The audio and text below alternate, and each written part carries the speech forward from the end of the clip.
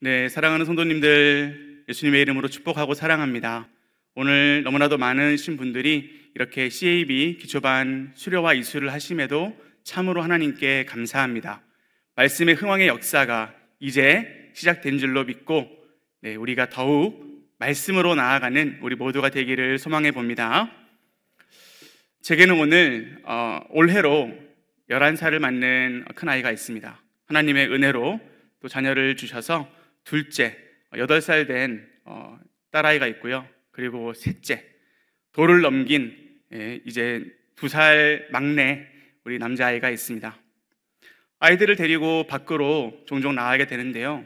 밖에 나가면 나이가 있으신 어르신들이 저에게 이렇게 말씀하시곤 합니다. 이 어르신은 경상도 분이시기 때문에 제가 사투리로 말씀드리겠습니다. 양해해 주시기 바랍니다. 아이고 이뻐라, 집에는 이런 얼라가 있어야 웃을 일이 있지요. 깐난제이가 있어야 집에 웃을 일이 있는 기라.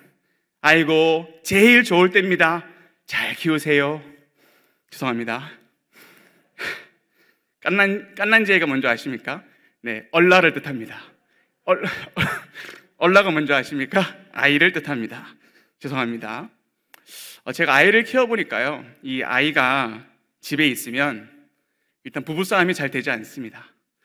그리고 이 아이는 그냥 집에 있음으로 인해서도 웃음을 줄 수 있는 그러한 존재라는 것입니다. 삶이 힘들 때, 우리가 세상 살아가는 게 힘들잖아요. 그때 아이를 보게 되면 웃게 되는 그러한 은혜가 있는데, 혹 이 자리에 아이를 원하시는 분들이 있다면 하나님께서 반드시 은혜를 주셔서 이 아이의 축복을 누리시는 우리 성도님들 되시기를 바랍니다. 그리 친하지 않은 사람들이 모였습니다. 때로는 친척들도 그리 친하지 않습니다. 그런데 이 아이가 딱 나타나면 갑자기 웃음꽃이 핍니다. 사랑하는 성도님들, 성경에도 이런 아이가 있는 것 아시나요? 바로 오늘 말씀에 등장하는 베냐민입니다. 베냐민을 잘 설교하지 않는데요, 오늘은 베냐민을 자세히 좀 들여봤으면 좋겠습니다. 오늘 본문은 소위 요셉의 이야기로 불리는 본문입니다. 우리가 잘 알고 있는 본문이지요. 37장에서 창세기 50장까지는 요셉을 중심으로 이렇게 전개가 됩니다. 그러나 39장에서 41장, 즉 3장은 요셉 이야기가 좀 많이 나오는데요, 그 외의 장들은 사실 요셉뿐만 아니라 야곱의 아들들의 이야기, 또 야곱의 이야기의 확장으로 보는 것도 우리는 그렇게 보는 것이 좋습니다. 즉 야곱의 가족의 이야기 가운데 베냐민이라는 아이가 등장합니다. 근데 이 아이가 말 한마디를 할까요? 하지 않을까요? 베냐민이 어떠한 말을 단 한마디도 하지 않습니다. 성경을 한번 자세히 보십시오.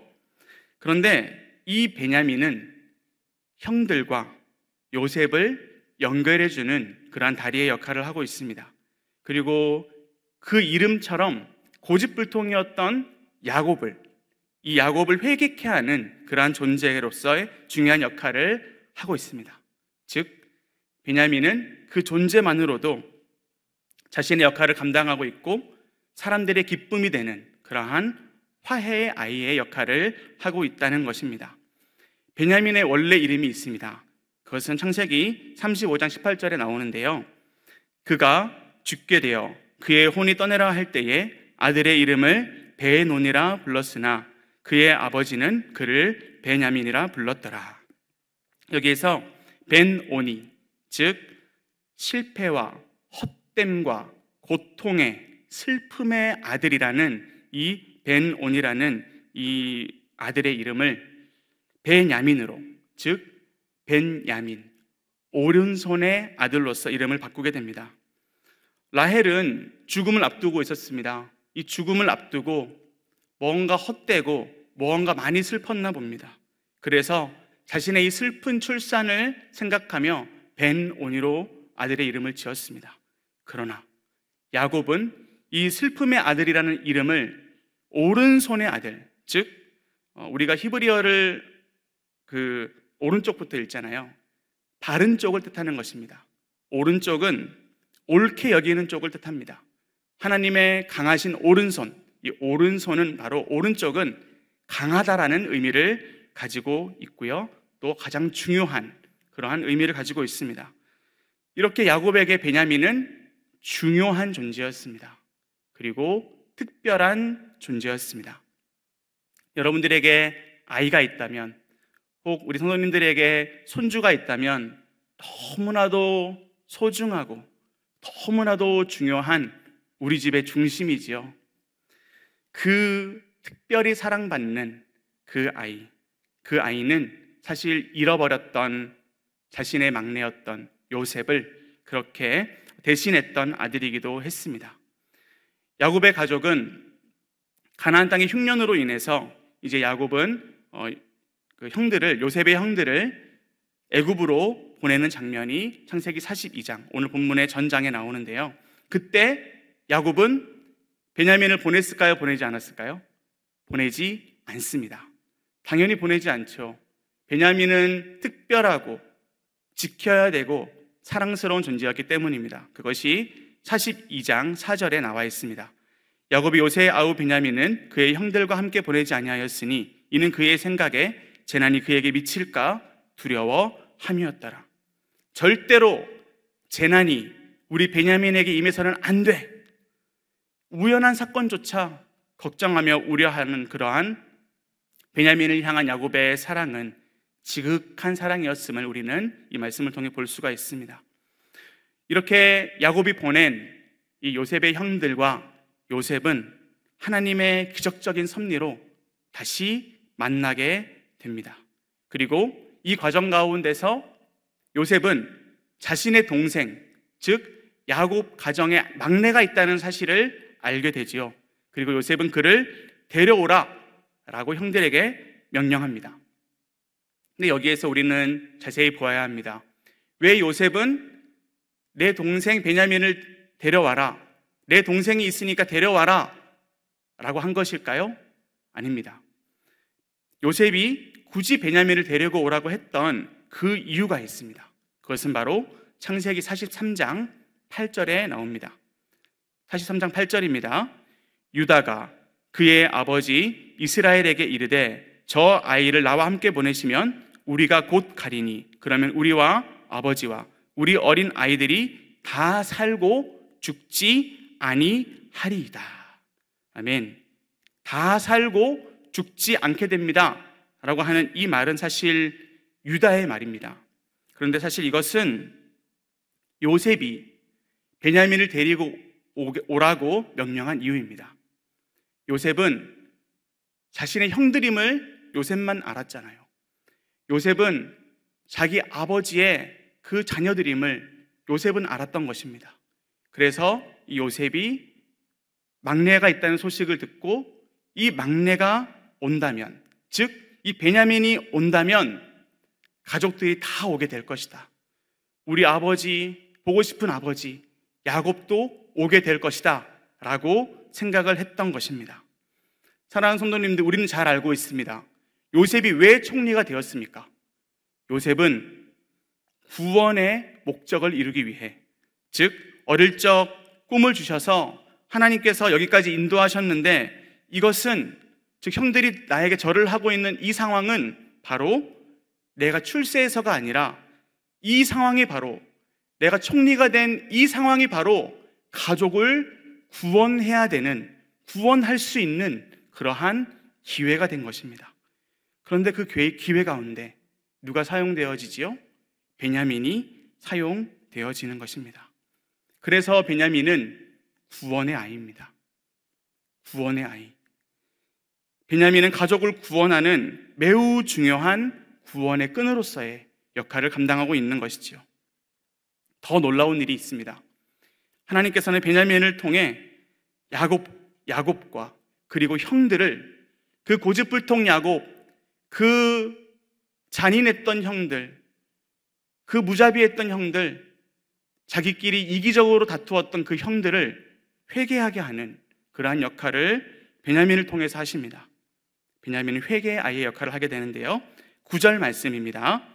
내가 그를 위하여 담보가 되오리니 아버지께서 내 손에서 그를 찾으소서. 내가 만일 그를 아버지께 데려다가 아버지 앞에 두지 아니하면 내가 영원히 죄를 지리이다. 유다는 말합니다. 제가 목숨을 걸고 이 아이의 안전을 보장하겠습니다. 이 아이가 어떻게 된다면 그 책임은 내가 지겠습니다. 내가 만일 이 아이를 무사히 데려오지 못한다면 내가 평생 동안 그 대가를 치르겠습니다. 여기에서 중요한 단어가 나오는데요, 바로 담보라는 단어입니다. 제가 제 동생 베냐민을 위한 담보가 되겠습니다. 사실 이 아라브라고 하는 담보라는 단어는요, 유다와 매우 밀접한 단어입니다. 우리가 잘 알고 있듯이 이 유다는 창세기 38장에서 담보물을 주면서 자신의 음행을 해소하려고 했습니다. 그러나 창녀인 줄 알았던 그 여자가 며느리 다말이었죠. 다말이 내민 이 담보물을 보고 그는 회개를 하게 됩니다. 유다의 후손 예수 그리스도께서는 유다 지파의 자손으로서 영원한 담보가 되셨다라는 것을 우리 이 말씀을 통해서 볼 수가 있는데요. 아버지, 제가 대신해서 영원히 죄의 대가를 치르겠습니다. 베냐민이 가야만 합니다. 베냐민을 꼭 보내주십시오. 야곱에게 간청하는 이 말 가운데서 사실 이것은 유다만의 말이 아닙니다. 이 말씀을 쭉 보시면 우리가, 우리라는 단어가 7번 이상이 나옵니다. 즉 이것은 유다 혼자만의 말이 아니라 야곱의 자녀들, 이 요셉의 형들 전체의 마음을 대신하는 그러한 말이었던 것입니다. 그렇다면 형들의 마음은 이렇게 회개했습니다. 야곱의 마음은 어떻게 변화가 되었을까요? 지금 현재 자신의 둘째 아들인 시므온이 결박되어 있습니다.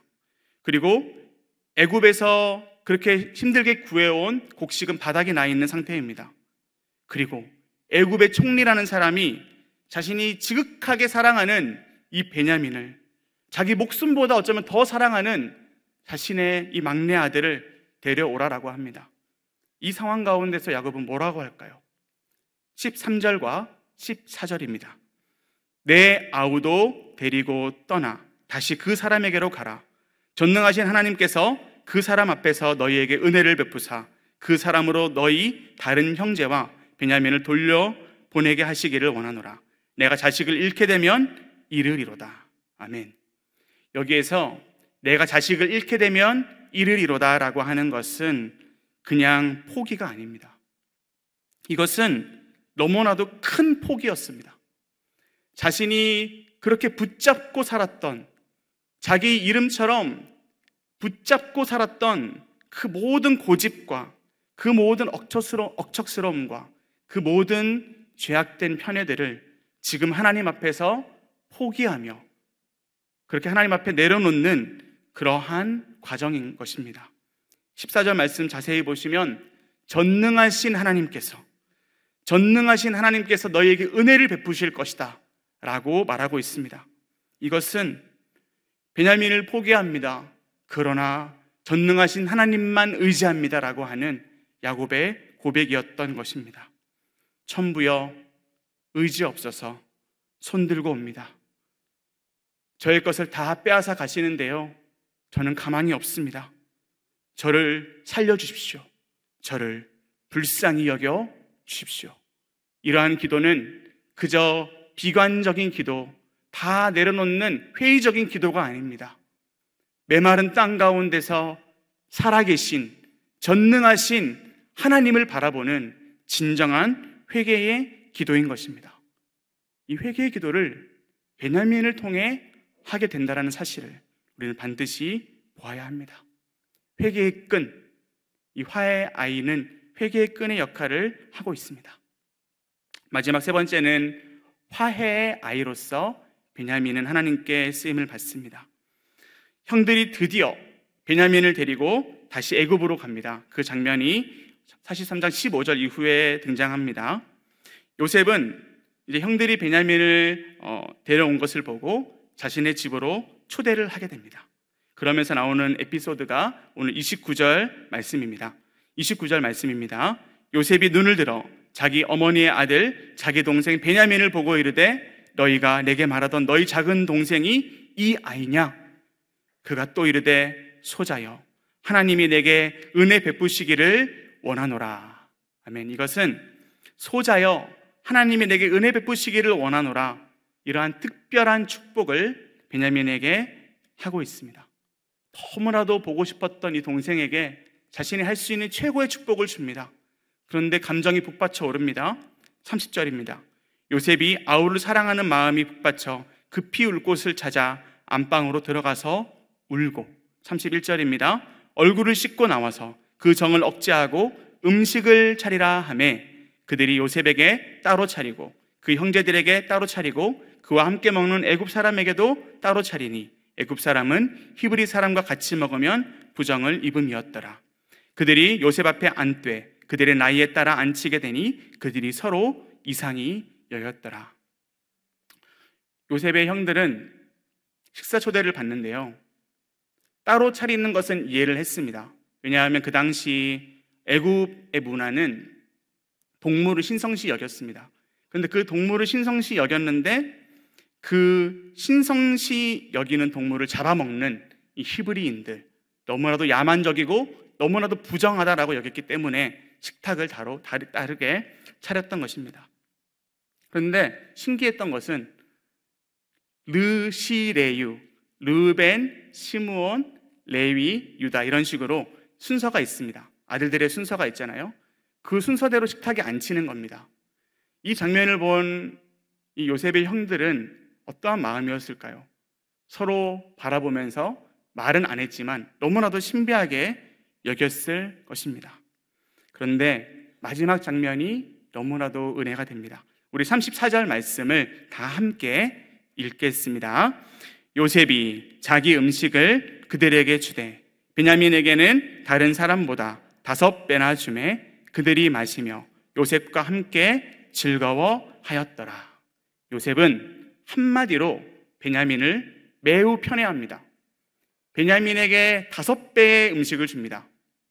저는 음식을 좋아하기 때문에 저에게 고기 5점을 남들보다 더 주신다면 저는 아주 행복할 것 같습니다.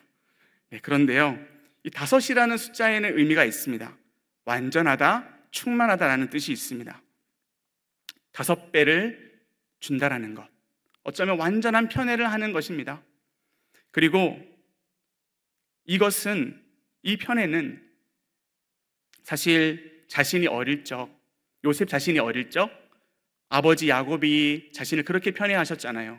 채색 옷을 입히고 그렇게 자신에게만 편애를 하셨는데, 지금 이 순간 요셉이 자기 동생 베냐민을 사랑하는 마음으로 편애를 하고 있는데 어떠한 분위기입니까?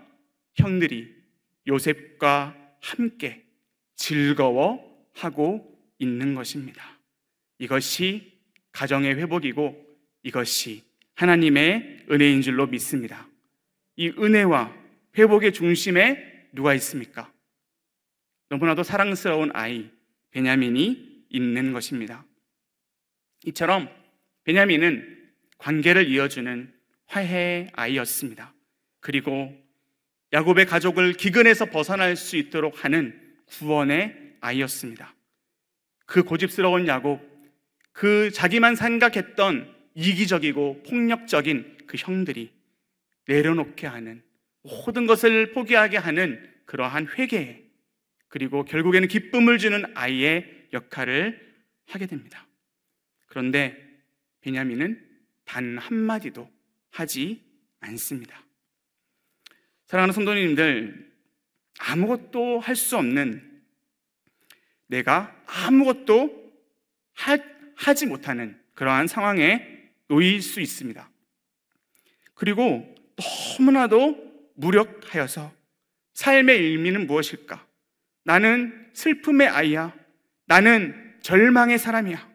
나는 벤오니 같은 그러한 존재야 라고 생각이 될 수 있습니다. 그러나 우리 하나님 아버지께서는 우리를 벤야민으로, 은혜의 통로, 구원의 통로, 화해의 아이로 우리를 세우셨습니다. 그것이 오늘 우리가 숨을 쉬고 살아가는 이유인 것입니다. 창세기 전체의 주제가 되는 창세기 12장 3절 말씀을 우리 다 함께 읽겠습니다.